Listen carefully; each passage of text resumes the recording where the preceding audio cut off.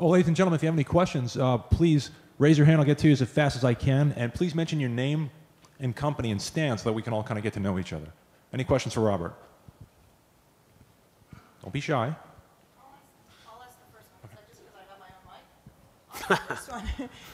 When you think about what are you thinking about next in terms of where do you take this research next, given that you've now kind of cross-referenced 10 brand categories with 14 digital platforms, and you figured out which one goes to which category of both consumer and brand best.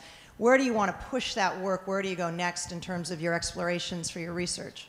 Well, I think that what we're constantly doing is refining this in terms of drill down to understand the real affect of the digital platforms. Folks have kind of not been doing that as much, or they do it on a one-off basis. So, you know, Taxi TV will come and say, "See, digitally, this is what happens, and here we go." And it's such a small lever in terms of folks understanding how digital really works in terms of engagement and sales that I think we just need to be a little bit more granular. You know, this is the first time, you know, well, we looked at 83 categories and a lot of brands. You need to connect everything to be able to see where that's going to end up, I think. Yes, sir. Hello, Chris Rigatuso, Meta Markets. I had a question. As you get more subjective data, like emotional drivers, obviously the categories get less crisp and more vague and more subjective. Can you say a few words about how that may have affected your data analysis?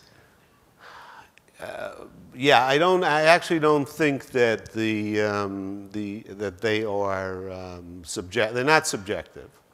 This is all 100% consumer-driven design. It's a combination of psychological research and some really neat statistical analysis that is actually beyond my ken. But we know that what we are essentially measuring in terms of category is how people view a category, how they will compare, and because the correlation to positive behavior is so high, how they'll buy. So I am, this is awkward, I need my mom to come up and brag. There isn't a whole lot out there that is more accurate in terms of telling you what people think as opposed to what they say they think. And the psychological measures that we use are included there because it gets harder and harder to get people to either articulate things or to tell you exactly what they do think. Most of what we see in terms of shifts, these things are not static. They seem to change year to year, either with expectations or orders of the drivers, the way people look at categories. And they're 12 to 18 months ahead of my being able to get someone to articulate some of the changes. So I think, I don't mean to sound defensive about it, we look to be able to provide that measure of real consumer insight into the categories, which is why I can be so smart once I've got the data in front of me. So I think it's telling you how people are looking and how they're behaving. Yes, sir. Hi, Bob. Joe Mandisi from Media Post. Hey.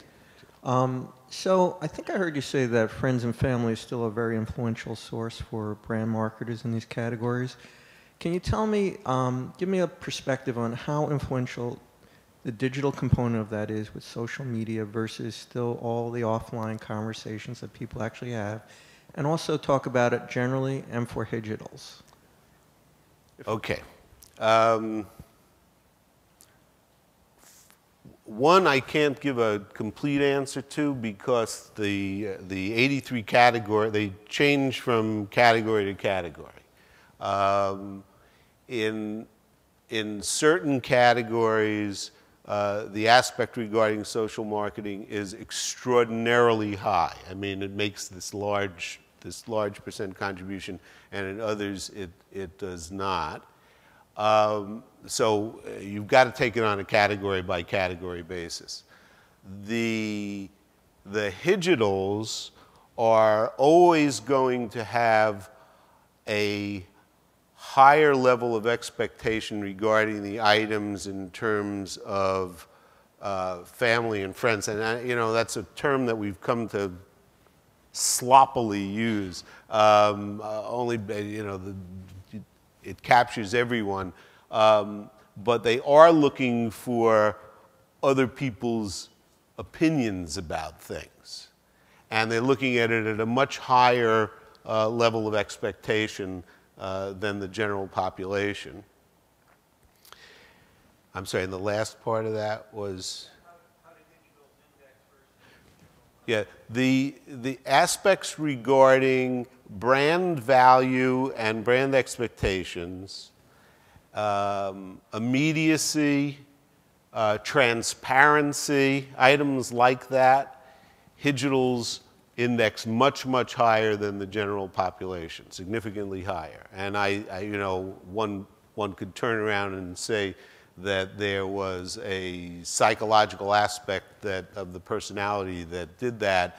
I would say to be cautious jumping to that point, only because given the range given almost 50,000 people that we talked to, and the wide age range, the reason that I'm calling the digitals the future is because it's not just, you know, the 18 to 34-year-olds who are occupying this space.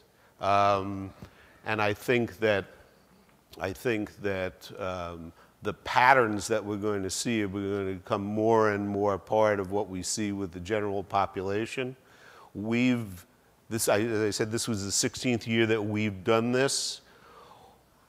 We've looked back. Of course, digital didn't exist 16 years ago. Computers barely existed. The internet barely existed 16 years ago insofar as you know, commercial outreach pertains to it. We went back and we looked at the category drivers. So we had a kind of a pre-digital measure in terms of the categories, and the categories are different. The way that people looked at the categories are different. So I'm kind of my guess is, or the team's best guess is that by the end of this century, we'll have to find a word for the people who are not highly digital. It'll be the Gen Pop, and it'll be the laggards, I guess, the digital laggards, or that exist. But those are the patterns that we're seeing, Joe.